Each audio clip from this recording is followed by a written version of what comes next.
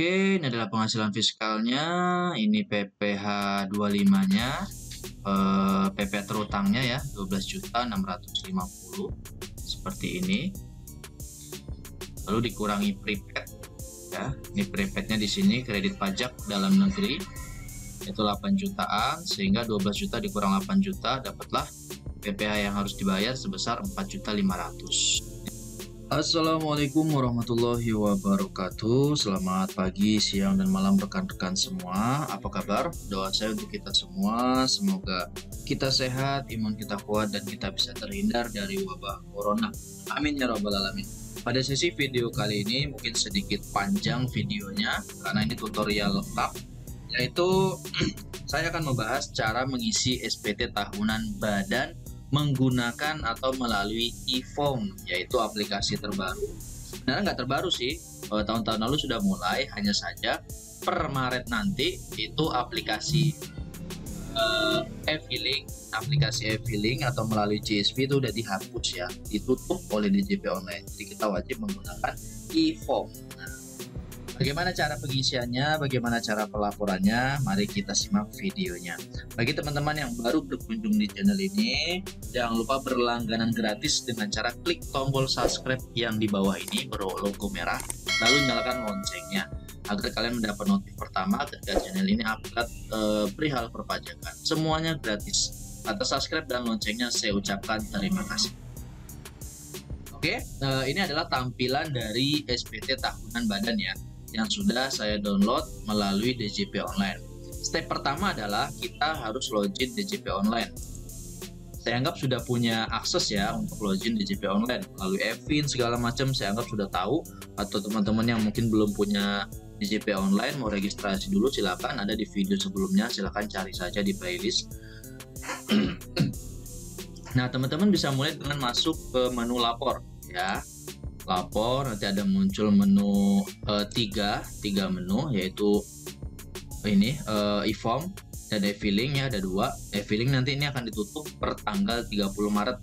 Jadi kalau April itu udah wajib lewat e-form, tapi kalau sebelum Maret silakan masih bisa lewat e-filing. Kita pilih e-form ya. Tutorial kali ini membahas tentang e-form. Nah, di sini ada 3 menu, yaitu arsip, buat SPT, dan unduh. Ini adalah history setelah lapor-lapor tahun-tahun sebelumnya dan SPT PPh lainnya.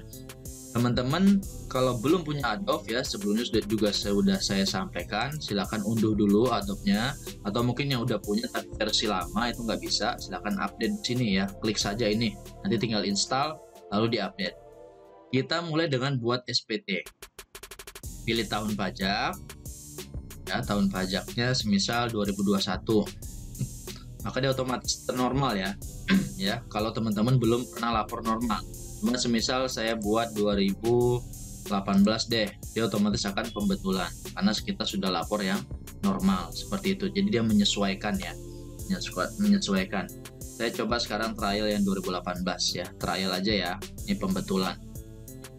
Lalu teman-teman pilih ini untuk menu CSV ya. Untuk format import CSV dan informasi lainnya dapat Anda akses pada link berikut. Silahkan mau CSV penyusutan, kredit pajak, banyak lagi ya, bisa lewat di sini. Silahkan download dari sini. Kalau teman-teman klik kirim permintaan ya, ini nggak usah di checklist ya. Ini kalau teman checklist ini berarti hanya minta kirim token. Sementara teman-teman belum download formnya, itu nggak bisa. Kecuali teman-teman sudah download form, nanti mungkin tokennya hilang, baru teman-teman bisa klik hanya kirim token lalu kirim permintaan. Nah, tinggal klik kirim permintaan, nanti akan terdownload ya. Filenya seperti ini. Saya sudah download sebelumnya. Nah, ini ya filenya ya. Filenya berupa PDF. Nanti kita inputnya di sini. Tampilannya adalah seperti ini. Nah, jadi kita tidak lagi menggunakan e-SPT ya atau e-filing. Ini adalah tampilan dari e-form. Kita bisa nginput di sini, dia otomatis ngelink semuanya ya. Jadi kayak seperti aplikasi ya, cuman dia berupa PDF. Nah, step pertama adalah teman-teman siapkan laporan keuangannya ya. Laporan keuangan seperti ini. Nah, ini saya buat sudah laporan keuangannya seperti ini. Silakan formatnya pasti beda-beda ya. Silakan sesuaikan dengan format tempat kalian bekerja atau perusahaan kalian masing-masing. Ini adalah ada iklan ya. Nah, ini adalah tampilan hasil laporan keuangan komersil, lalu koreksi fiskalnya. Ini hasil setelah fiskal ya. Akhirnya kalau tampilan saya seperti ini. Nah, ini laporan keuangan. Lalu teman-teman siapkan juga neraca seperti ini ya. Neraca aset dan hutang. Aset 1,3 M, hutang dan modal juga harus sama 1,3 M. Nah, itu ya yang disiapkan laporan keuangan, neraca, lalu formnya. Nah, sekarang kita mulai isi ya. Teman-teman untuk mengisi e-formnya itu dimulai dari lampiran ya, lampiran yang paling bawah ya. Kita mulai dari lampiran 6. Lampiran 6 bisa, teman-teman mulai dari lampiran khusus juga bisa, silakan. Saya biasa mulai dari lampiran 6 dulu. Lampiran 6 lalu kita buka. Nah, ini adalah isinya daftar penyertaan modal pada perusahaan afiliasi. Jika teman-teman punya, silakan input ya. Cara inputnya bagaimana? Klik saja tambah yang ada di sini.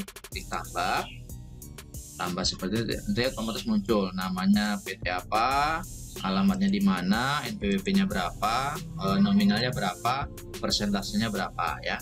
Ini penyertaan modal. Jika tidak ada ya kosongin, tidak masalah. Dalam kondisi merah seperti ini, teman-teman nggak bisa beralih ke lampiran lain. Contoh lampiran 5, buka. Ini akan muncul notif seperti ini. Jadi teman-teman kalau ada yang merah seperti ini harus dihapus dulu ya. Push klik aja hapus ini. Nah, hilang. Saya yakin semua nggak ada merah, dan baru bisa beralih ke form yang lainnya. Scroll ke bawah ya, di scroll ke bawah ada yang lainnya tuh. Daftar utang pemegang saham, kalau ada ya silakan input, sama klik tambah saja. Sama daftar piutang pada pemegang saham, jika ada. Kalau nggak ada ya kosongin saja ya. Kalau nggak ada kosongin aja, hapus. Oke, kita beralih ke lampiran 5 ya. Lampiran 5 isinya yaitu tentang daftar pemegang saham ya. Ini daftar pemegang saham atau pemilik modal. Nah, teman-teman bisa input di sini ya. Namanya siapa ya, namanya siapa, siapa saja, berapa banyak orangnya, alamatnya, NPWP, jumlah modal yang disetor, nah persentasenya, dividennya berapa. Kalau belum ada ya silakan nolin aja. Ini persentasenya ya, ini harus 100% ya. Ada 100. Kalau ada 3 orang, 4 orang ya sesuaikan saja persentasenya, sesuai nominalnya, jumlah total berapa ya, dibagi yang disetor berapa, sehingga persentasenya itu 100 ya.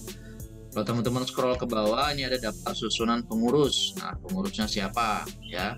Ini pengurusnya nama, alamat, NPWP, jabatan. Kalau mau tambah silakan klik tambah harus ini ya.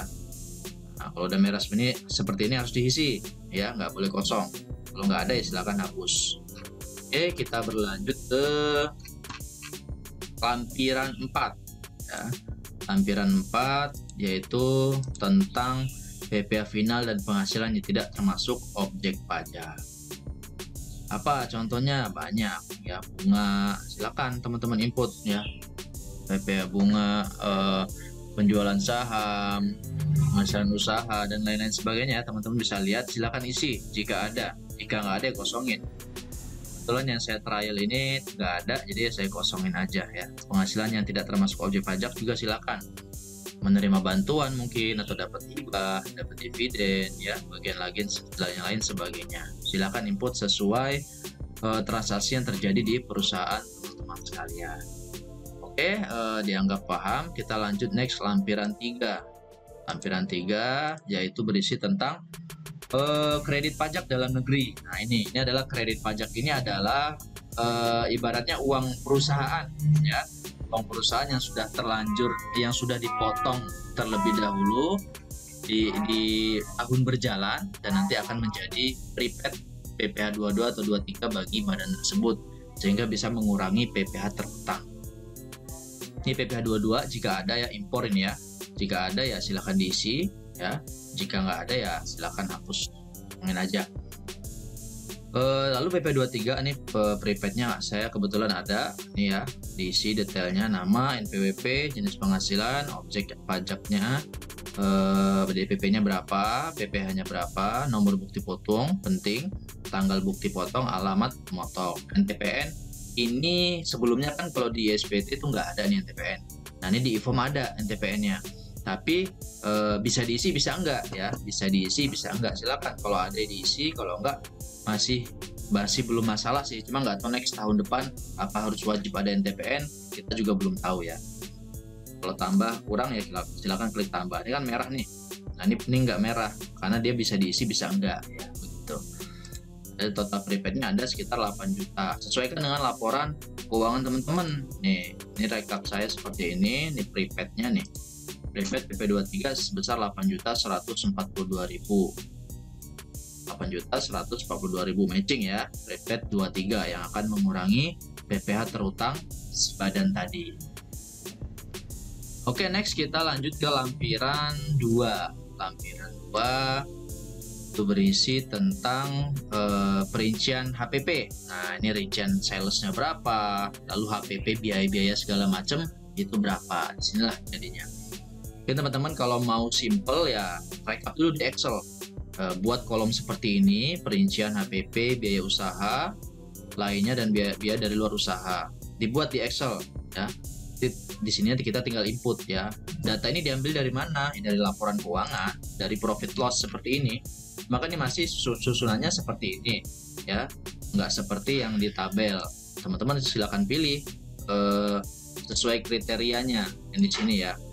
Semisal ini adalah pembelian bahan barang dagangan total 1,1 M. Ini ya, nih biaya produksi event ya, masukin. Sesuaikan saja ya, biaya lainnya apa aja, biaya transportasi masuknya kemana kan, sesuai. Setelah HPP selesai ya, setelah HPP selesai kita lanjut ke lampiran 1 yang berisi tentang perhitungan penghasilan neto fiskal. Tapi sebelum teman-teman masuk ke lampiran 1 ini, kita sebaiknya masuk ke lampiran khusus dulu ya. Lampiran khusus yang paling bawah itu lampiran khusus 7A. Teman-teman nggak harus mutlak mulai dari lampiran ini ya, lampiran khusus dulu juga bisa. Cuma saya sarankan mulai dari bawah ya, paling bawah. Entah lampiran khusus 7A dulu atau lampiran 6 ya, seperti itu. Lampiran khusus 7A dibuka. Tampilannya adalah kredit pajak luar negeri. Ini jika ada ya, jika ada silakan tambah aja. Tambah, klik di sini. Nah, jenis penghasilannya pilih dari apa? Dari dividen kah, bunga, royalti dan lain sebagainya. Kalau teman-teman banyak, semisal banyak ya silakan diimpor ya, impor data. Klik aja impor data, ntar CSV-nya masukin, gampang. Saya nggak bahas masalah impornya ya. Oke, yang lampiran 7A isinya adalah kredit pajak luar negeri. Kebetulan di klien saya tidak ada, jadi saya kosongin aja. Jangan lupa dihapus ya, merah seperti ini. Hapus saja, sehingga kita bisa berlanjut ke lampiran khusus 6A, yaitu berisi tentang perhitungan PPh pasal 26 ayat 4. Nah ini adalah nanti otomatis ini ya, ini terisi otomatis, yaitu penghasilan neto komersil 81 juta itu didapat dari sini nih. Ini komersil ya, ini 81 juta sama ya, 81477 seperti ini. Sama ini otomatis ya. Silakan skip saja, tidak otomatis terisi. Lalu kita masuk ke lampiran 5A. Lampiran 5A ini berisi tentang daftar cabang utama. Teman-teman perusahaannya punya cabang enggak? Kalau punya cabang ya silakan input di sini ya, tambah. Tapi kalau nggak punya cabang ya silakan. Biasa ada cabang nih, semisal PT Maju Sejahtera, semua nama PT-nya sama biasanya, cuman cabangnya NPWP-nya yang berbeda biasanya ya, NPWP lokasinya seperti itu. Kalau ada silakan input. Ini kebetulan saya nggak ada ya, saya kosongin saja. Kita lanjut ke lampiran 4A, yaitu berisikan tentang daftar fasilitas penanaman modal. Jika ada ya, jika nggak ada ya kosongin. Saya juga belum pernah ada ini, jadi nggak pernah ngisi seperti ini. Daftar fasilitas penanaman modal, klien saya semua nggak ada ya, jadi saya kosongin. Oke, next kita lanjut ke lampiran 3A. Nomor 2, nomor 1 ini sama ya, pilih aja nomor 2 dulu, yaitu berisi tentang pernyataan transaksi dengan pihak yang memiliki hubungan istimewa. Ada nggak lawan transaksi atau mitra transaksi yang punya hubungan istimewa? Biasa ada hubungan keterkaitan ya. Jika ada ya isi, jika nggak ada ya tinggalkan. Biasa ini hubungannya dengan luar negeri, di Eropa, entah di Jepang, di Cina, Korea. Tuh PT-PT-nya silakan input ya. Negara mana, ini kan ada pilihan negara mana. Kebetulan saya nggak ada ya klien yang satu ini, jadi saya hapus. Kita lanjut ke lampiran 3A1. Ini agak cepat ya, karena ya saya banyak yang kosong memang. Kebetulan nggak ada transaksi tersebut. Nah, ini adalah lampiran khusus 3A.1. Silahkan pilih ya, sesuaikan dengan perusahaannya. Dokumentasi penetapan harga wajar transaksi. Ini yang pernyataan transaksi dalam hubungan istimewa. Jika ada, harus diisi nih ya. Kalau nggak ada, saya kosongin aja. Saya kan kosong karena nggak ada. Oke, kita lanjut lampiran 3A. Seperti ini. Nah, isinya sama sih, masih perihal pihak yang memiliki hubungan istimewa ya. Silakan input nih daftar pihaknya, nama PT segala macam. Lalu ini rincian transaksinya tentang apa. Ya, teman-teman kalau bingung klik aja tambah, nanti dia muncul jenis transaksinya apa ini. Nah, pilih saja, yaitu penjualan atau pembelian barang modal, peminjaman uang, penyerahan jasa. Dia ada menunya, jadi jangan bingung ya, klik aja dulu tambah. Nanti ada menunya, silakan pilih. Seperti ini kan kosong, tinggal nama, alamat, NPWP-nya, kegiatan usahanya apa. Nah, bentuk hubungannya apa? Klik aja nih kursor ini. Hubungan istimewa karena kepemilikan, karena penguasaan dan lain sebagainya. Kosongin ya, karena saya nggak ada. Kalau teman-teman ada, silakan diisi. Lalu kita lanjut ke lampiran 2A, yaitu perihal tentang penghitungan kompensasi kerugian fiskal. Ini apa? Ini tujuannya apa? Ini adalah bagi perusahaan atau badan yang selalu mengalami rugi. Semisal di tahun pengerjaan kita ini kan sekarang saya 2018 ya, di sini berarti 2018. Tahun lalu rugi 2017. Nah, bisa diinput di sini. Kerugiannya berapa? Semisal 500 juta, input aja. Itu adalah kompensasi kerugian. Bisa kita gunakan maksimal ya. Azan ya. Saya pause dulu ya. Jadi kita lanjut lagi. Oke, tadi sampai perhitungan kompensasi kerugian fiskal nih ya. Kerugian fiskal itu bisa digunakan maksimal 5 tahun. Selama 5 tahun, semisal rugi berturut-turut, silahkan bisa dikompensasikan kerugian fiskalnya. Maksimal 5 tahun ya. Ini semisal 2018. Saya 2018, berarti 2017-nya ada kerugian fiskal. Silahkan diinput berapa juta, 500 juta, silahkan dimasukkan di sini ya. Nah, dia akan otomatis mengurangi omset ya, seperti itu.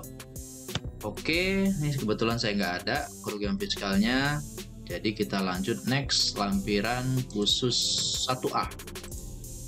Ini buka. Nah, ini adalah daftar penyusutan dan amortisasi fiskal. Penyusutan ini didapat dari mana? Dari aset ya. Ini kebetulannya saya klien ini ada 4 aset ya. Saya udah rekap di Excel seperti ini. Ini adalah aset. Nah, ya. Ada mobil 2, lalu perlengkapan 2. Seperti ini penyusutan. Biasa penyusutan fiskal dan komersil itu berbeda ya. Silakan penyusutannya teman-teman buat lagi. Ini kan penyusutan dari accounting. Nah, ini kalau saya buat penyusutan dari berdasarkan pajak ya, dari fiskal. Biasa berbeda biasanya. Ya, kalau berbeda dia ada selisih di sini, di koreksinya. Ini Excelnya ya, kalau teman-teman bingung ya lihat di sini aja lah. Nah, ini adalah tampilannya. Ini adalah jumlah penyusutan fiskal menurut fiskal, penyusutan menurut fiskal atau accounting. Nah, ini jumlah penyusutan komersil ya. Oh sorry, penyusutan fiskal yaitu berdasarkan pajaknya. Ini komersil berarti berdasarkan accounting, laporan keuangan. Kalau ada selisih, di sini muncul selisihnya. Kalau nggak ada berarti sama ya, 0. Seperti itu. Ini ya, seperti ini. Kalau teman-teman mau cepat ya diimpor ya, diimpor sini bisa. Nanti ada saya buat tutorial sendirilah cara impor penyusutan fiskal biar cepat ya. Lalu kalau mau tambah manual di sini aja, cukup tambah seperti biasa ya. Ini ada kursor kok, teman-teman gak usah bingung. Kalau mobil masuknya kemana gitu kan, mobil tuh berwujud, pilih aja harta berwujud. Kelompok hartanya berapa? Ini teman-teman nggak tahu ya, kalau bingung cari Google aja dah gitu ya. Kelompok harta penyusutan gitu. Nanti muncul kelompok 1, 2, 3, 4 seperti ini. Kalau bingung ya silakan di googling aja ya. Oke, ini kita hapus. Nah, selesai. Lalu kita masuk ke lampiran pertama tadi ya, balik ke lampiran pertama. Lampiran-lampiran sudah semua, lampiran dan lampiran khusus sudah semua. Lalu kita kembali ke lampiran pertama. Nah, ini adalah ibaratnya halaman 2 dari nomor induk lah, dari SPT induk ya. Teman-teman bisa input nih penghasilan OT komersil dalam negeri berdasarkan apa? Laporan keuangan ya, seperti ini. Oke, nah 1,9 M peredaran usahanya seperti ini, pendapatan atau peredaran usaha 1,9 M. Lalu ini udah otomatis dari mana nih muncul? Dari ya yang kita input tadi, lampiran-lampiran dan lampiran khusus. PP-nya sekian, biaya usahanya, penghasilan netonya, penghasilan dari luar usaha ya, semua otomatis ya. Penghasilan dari luar usaha, kecuali penghasilan dari luar usaha nih. Ini udah kita input manual ya. Kalau teman-teman punya penghasilan dari luar usaha 5518345. Kalau saya buat di bawah seperti ini. Nah ini laba beban pendapatan lain-lain ya. Nah ini 5 juta sekian. Seperti ini. Sehingga dapatlah jumlah penghasilan neto komersilnya sebesar 81 juta something. Nah, sama ya, 81 juta 477. Usahakan sama. Pak ya, harusnya sama memang dari e-form kalian dengan rekap Excel-nya ya, laporan keuangannya. Ini komersil, ini fiskal. Setelah dikoreksi fiskal, hasilnya profitnya menjadi lebih besar pasti. Seperti itu. Lalu ini adalah masuk ke penyesuaian fiskal positifnya ya, fiskal positif. Ini tadi koreksi fiskal, ini kan di tengah ini saya buat koreksi fiskalnya. Seperti ini, ada perlengkapan kantor, koreksinya sekian. Hadiah koreksinya sekian, dikoreksi ya, biaya kesehatan dikoreksi. Jadi dia masuknya adalah ke penyesuaian fiskal positif. Ini input manual ya, mana aja yang dikoreksi ya. Oke, seperti ini. Ini harta yang dihibahkan atau bantuan sumbangan, dikoreksi, masukkan aja angkanya berapa yang dikoreksi, lalu jumlah penyesuaian fiskal positif lainnya silahkan masukkan, sehingga totalnya harus sama dengan yang kita koreksi. 19 juta nih koreksi hasilnya, pastikan sama 19 juta ya, sama. Ini adalah koreksinya. Oke, setelah semua sama, lalu dapatlah hasil penghasilan neto fiskalnya, yaitu 101 juta. Sama nggak? Harusnya sama nih, 101 juta ya, sama ya. Inilah hasil dari koreksi fiskalnya, terdapat di lampiran 1. Nah inilah nanti yang jadi dasar untuk menghitung PPh-nya atau PKP-nya ya. Penghasilan kena pajaknya ini 101 juta PKP-nya. Tinggal ini kita kali tarif ya, tarif PPh badan seperti itu. Setelah ini selesai, kita masuk ke induk ya. Ini adalah induknya di sini, induk lanjutan dulu ya. Nah, ini induk lanjutan ya. Masuk tadi, lanjutannya tadi sih lampiran 1 tadi. Penghasilan yang menjadi dasar perhitungan angsuran, ini 101 juta tadi, 100 juta. Lalu PP yang terutang adalah 12.650.000. Harusnya sama dengan rekap kita nih. PP terutang kali 12,5% ya. Kenapa 12,5%? Kok nggak 25% Pak 2018? Karena omsetnya itu nggak nyampai 4,8 M. Jadi kalau di bawah 4,8 M itu pakai tarif ya. Tarif pasal 31E ya, pasal 31E yaitu diskon 50%, jadi menjadi 12,5% ya. Sepertinya ada tulisannya sih di sini, pasal 31E ya, sehingga dapatlah tarifnya segini. Lalu ini 8 juta dari mana? Ini adalah prepaid ya, prepaid PP23 ya, kredit pajak 8.142. Ini 8.142 yaitu prepaid PP23, sehingga dapat hasilnya PP25 375. Komat ya, saya sholat dulu ya. Oke, kita lanjut ya, tadi sampai PKP ya, yang penghasilan kena pajak. Oke, ini penghasilan kena pajaknya 101 juta, harusnya udah sama ya, 101 juta ini. Ini adalah untuk menghitung PPh pasal 25 ya, angsuran setiap bulannya.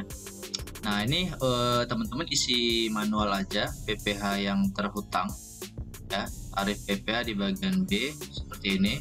12.650 sesuai sama Excel kita, sesuai sama laporan keuangan, sesuai juga sama tadi ya, yang tadi PPh yang didapat tadi. Lalu masukkan prepaid-nya, PP23-nya, lalu dapatlah PPh yang harus dibayar sendiri, yaitu 4.500 ya, sama ya, 500, dan ini angsurannya 375.000 per bulannya, ini sama ya. Oke, lanjut nih poin 16. Kalau ada transaksi dalam hubungan istimewa, silahkan checklist. Tidak ada yang lewatin aja, sama. Lalu untuk ini, selain lampiran-lampiran yang tersebut, bersama ini dilampirkan pula lampiran yang teman-teman ingin lampirkan, silahkan diceklis di sini ya. Oke, udah selesai. Teman-teman bisa masuk ke ini HPP ya. Sebelumnya pilih dulu ya, teman-teman perusahaannya golongannya kategori apa, manufaktur, dagang, atau bank ya. Sesuaikan pembiayaan, silakan. Ini kita pilih manufaktur, kita buka. Nah, ini adalah transkrip ya, transkrip kutipan elemen-elemen dari laporan keuangan. Ini adalah neraca yang kita siapkan di awal tadi ya. Neracanya ini ya, aset dan utang dan modal nih, 1,3 M. Udah, ini kan udah ada rinciannya, detailnya kemana, tinggal diinput aja di sininya ya. Teman-teman sesuaikan dengan laporan keuangannya, kasnya berapa, investasi sementara jika ada, piutangnya berapa ya, sehingga dapatlah asetnya aktiva 1,3 M dan kewajibannya juga 1,3 M. Ini harus balance ya, laporan keuangannya harus balance atau neracanya. Lalu ini adalah elemen dari laporan laba rugi. Ini sama seperti laporan keuangan atau profit loss. Ini kan penjualan bersih, sales segala macam, dikurangi biaya-biaya, dapatlah fiskalnya ini. Komersilnya 81 jutaan. Harusnya sama nih ya. Nih, seperti inilah kurang lebih rinciannya. Teman-teman bisa buat sendiri ya. Oke, ini udah selesai. Ini sama, hubungan istimewa jika ada silakan ditambah. Jika nggak ada ya kosongin aja, saya nggak ada. Nah, ini di kategorinya udah selesai berarti ya. Teman-teman bisa masuk ke induk. Nih, induknya seperti ini. Induk tadi harus sudah matching ya. Silakan pilih nih, diaudit atau tidak diaudit. Kalau nggak diaudit silakan, kalau diaudit pilih aja ya, diaudit atau tidak diaudit. Nih, kalau diaudit silakan pilih opini akuntannya apa, wajar tanpa pengecualian atau tak wajar dengan pengecualian. Lalu isi ya, nama akuntan publiknya dan lain sebagainya. Oke, saya kebetulan tidak diaudit. Oke, ini adalah penghasilan fiskalnya, ini PPh 25-nya, PP terutangnya ya 12.650 seperti ini. Lalu dikurangi prepaid ya. Ini prepaidnya di sini kredit pajak dalam negeri itu 8 jutaan, sehingga 12 juta dikurang 8 juta dapatlah PPh yang harus dibayar sebesar 4.500.000. Ini PPh badannya ya, yang harus dibayar 4.500.000. Sudah, ini selesai. Teman-teman bisa langsung kirim SPT-nya ya, yaitu dengan cara masuk ke induk lanjutan tadi, lalu pilih kirim ya. Setelah teman-teman klik kirim, lalu bisa input SSP-nya. Nah, ini teman-teman silakan inputnya, laporan keuangannya diunggah, formatnya harus PDF ya. Nih, laporan keuangan, file yang diupload berjenis PDF. Laporan keuangan, peredaran bruto, jika teman-teman memakai PP23 ini, silakan masukkan di sini rekapitulasinya. Daftar nominatif, biaya promosi, silakan masukkan di sini. Dokumen lain jika BUT ya, Badan Usaha Tetap, silakan bisa masukin di sini. Lampiran khusus migas, laporan perbandingan utang dan modal atau DER. Lalu dokumen lainnya ya, silakan dimasukkan di sini. Nah, ini adalah ini ya, apa namanya? SSP-nya NTPN. Ini saya input asal ya, karena kebetulan belum dibayar sama klien, jadi saya belum punya NTPN-nya ya. Sudah diinput NTPN-nya, teman-teman bisa masuk kode verifikasi. Kode verifikasi ini harusnya sudah didapat ketika teman-teman download e-form ini. Jadi barengan ada e-form ini ke download, kode verifikasi juga masuk ke email. Nah, teman-teman bisa cek email. Jika nggak ada, ya bisa ajukan lagi. Ajukannya di mana? Ajukannya di sini tadi, di JP Online ini. Nih, klik aja hanya kirim token, lalu kirim permintaan. Nanti teman-teman dapat token kembali ke email. Tokennya sama sama sebelumnya, nggak berubah. Lalu klik submit. Saya belum submit ya, karena belum dibayar. Ini TPN asal ya, asal. Habis itu submit. Caranya teman-teman submit DJP harus keadaan login ya. Pastikan internetnya aktif, bagus.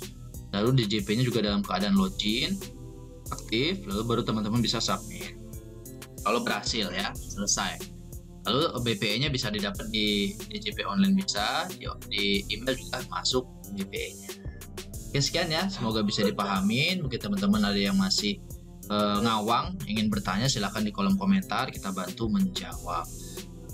Jangan lupa share video ini agar kita bisa mendapatkan pahala, menyebar kebaikan kepada teman-teman yang lain yang membutuhkan. Bagi teman-teman jangan lupa klik subscribe dan nyalakan loncengnya, semuanya gratis. Sekian dari saya, ada kata yang salah saya mohon maaf. Akhir kata, assalamualaikum warahmatullahi wabarakatuh.